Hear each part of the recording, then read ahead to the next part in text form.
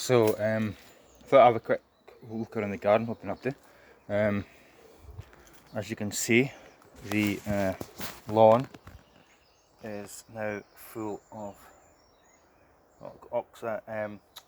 pheasant eye daisies over there. Daisies? Daffodils.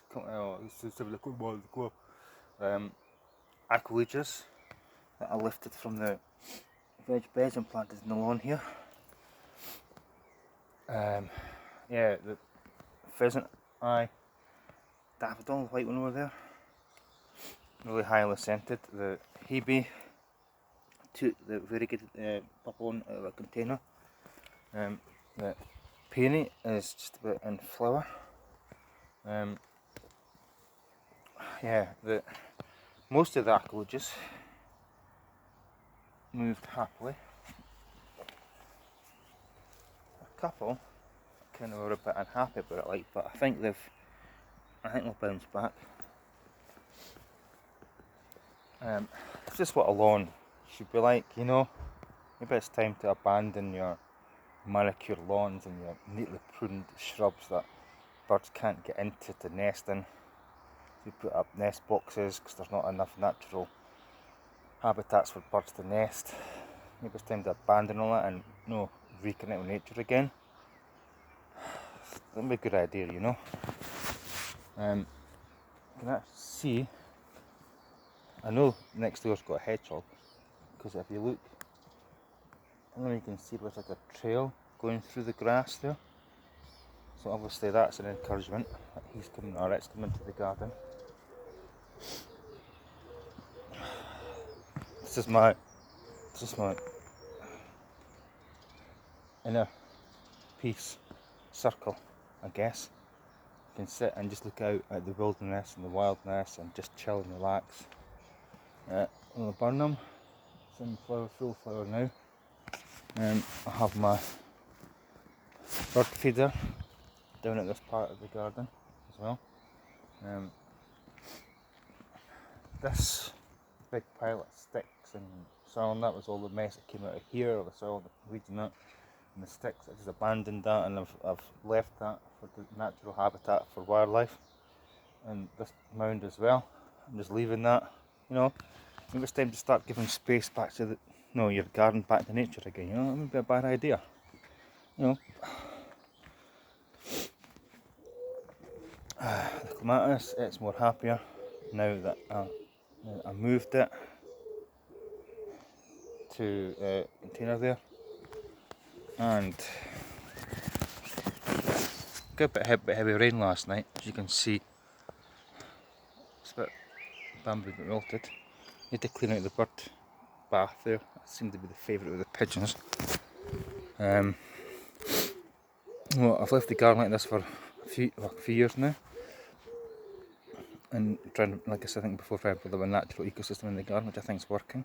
I mean, this to me is more welcoming than a manicured lawn. And what is our obsession with tidiness in the garden? You know, just let them go back to wilderness and let nature move back in again where it's supposed to be. I may have been a crunch of it's a crunch of a bit of what do you call it? Clay pot. All these shrubs seem quite happy. Herbaceous nut in the lawn and that. This border here. Yeah, I'm letting just a mixture of just everything, basically. Yeah, you can see that, can you? The poppies, I've given a bit of support using some branches like recycling in the garden.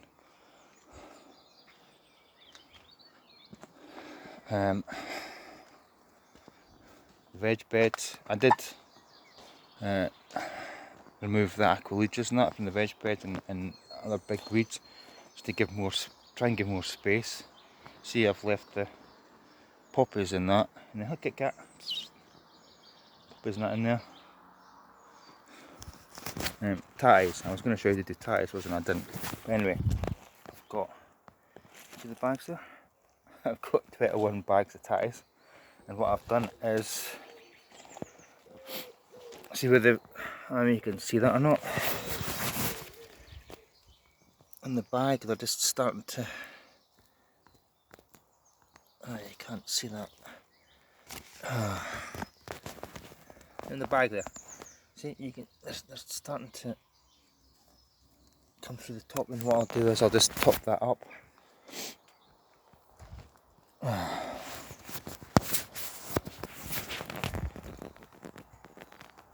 Hold that up, and you see there? In there. Yeah, you can't see it, take my word for it. Once it's come through the tatty's come up through the compost, so I'll top that up again, cover it a bit more.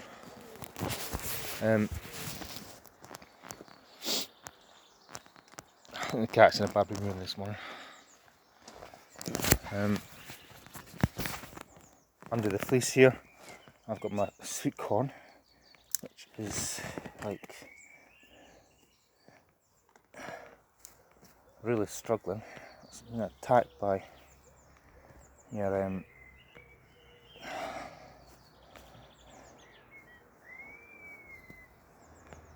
your slugs, snails.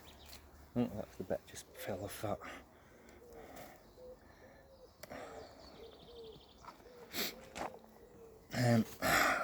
I don't know what it's going to do. I know it needs a constant temperature. Yeah. Hold it back, the camera back. Can you see that or not? Take it in. Yeah, there we go. Yeah, there we go. I have put some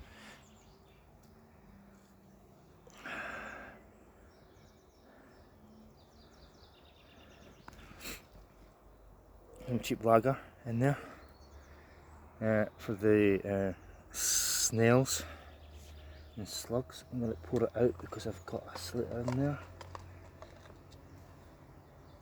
I'll refill that tonight again if it's going to stay wet.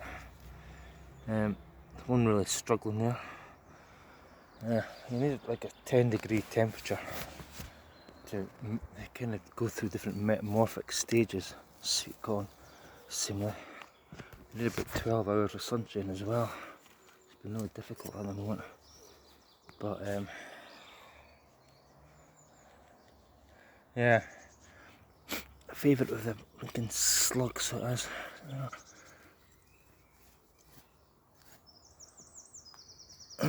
Right, we'll see how that goes.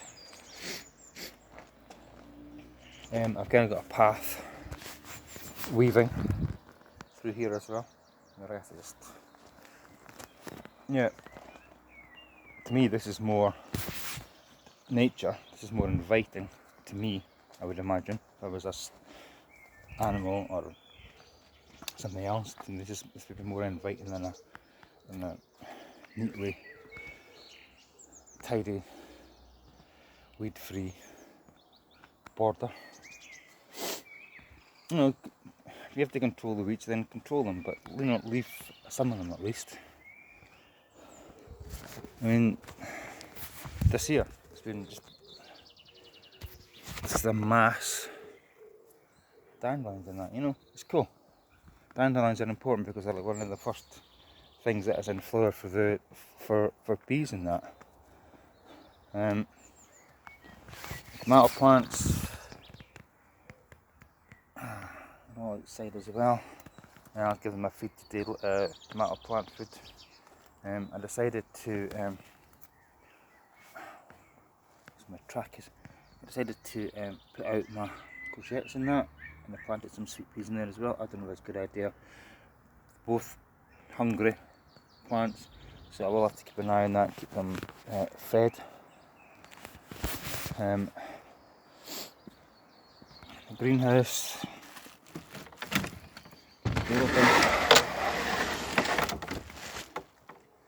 Yeah, I can't really get in there because the sunflowers are in there. But see, got my sunflowers there. I'm in containers again. I tried this last year and it worked until this kind of sunflowers were past the danger stage.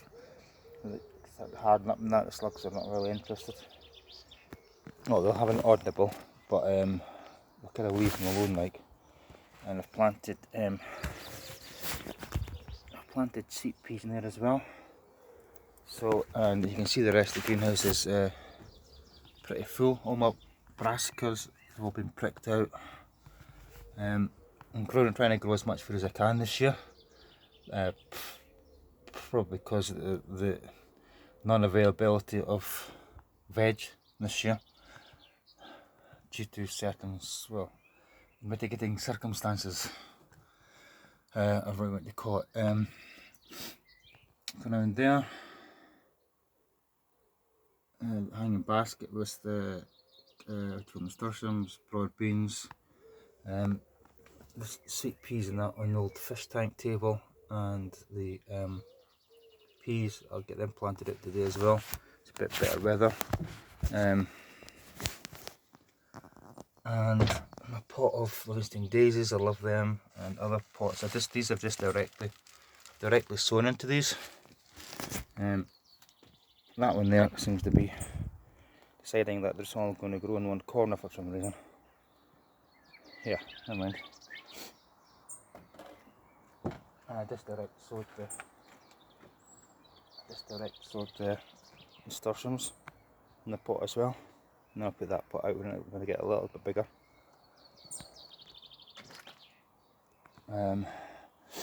Yeah, your hardy annuals, you can direct sow them just into outside. I do them in pots because then I know they're going to more successful chances of germinating them and directly sowing them into the soil.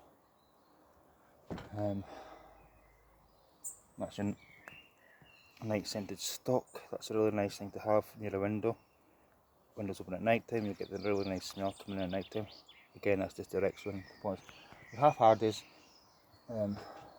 tells me back to the packet, they want to be sown, antirrhinums for example, you want to sow them into trays and then pick them out, which I've done that already.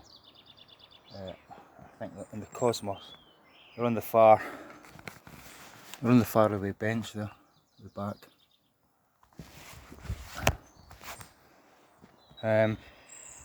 Tulips have been wonderful, as you can see. And then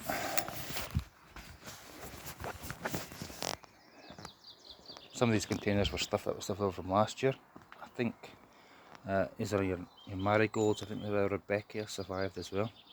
They all came through winter. The marigolds, so you can see there. The wallflower.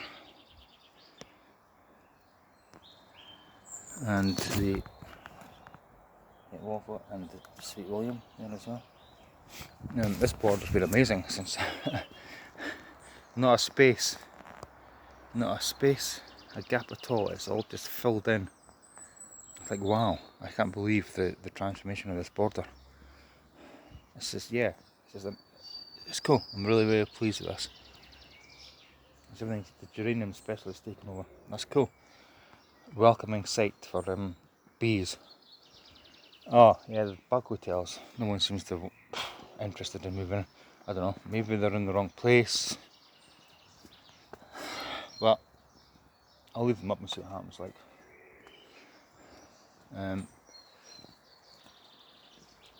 walking in the path here. Oh yeah, the tree peony, and you can see that's in flower as well.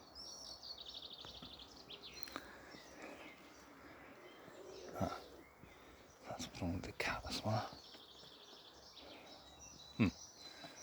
And okay, that's it. That's cool. And like it says, reconnect with nature.